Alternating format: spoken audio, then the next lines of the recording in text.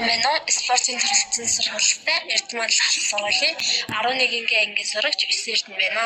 Би одоогоор та нартай сургуулийн орчин зохион үндэсний ус болон ариун цэврийн байгууламжийн хүртээмж стандартын тухай жижигхэн мэдээлэл хүргэх гэж байна.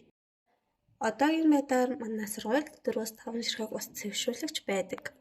Коридорт бүгд ус цэвэршүүлэгч байдаггүй учраас хүүхэд бид тэр болгон ус уугаад байх нь ховор.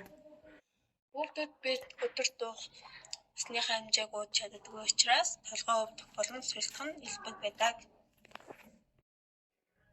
Хүүхдүүд та нар өдөрт хэдэн удаа гараа уудаг вэ? Бид нар 0 орсны дараа болон муухай юмд хүрсний дараа гараа уух шаардлагатай болдог. Гэвч бид нар 3 цэцэрлэгааны үеэр 0 орох үед 0-ыг хүртээмж багтай учраас гараа ууж чадахгүй гардаг.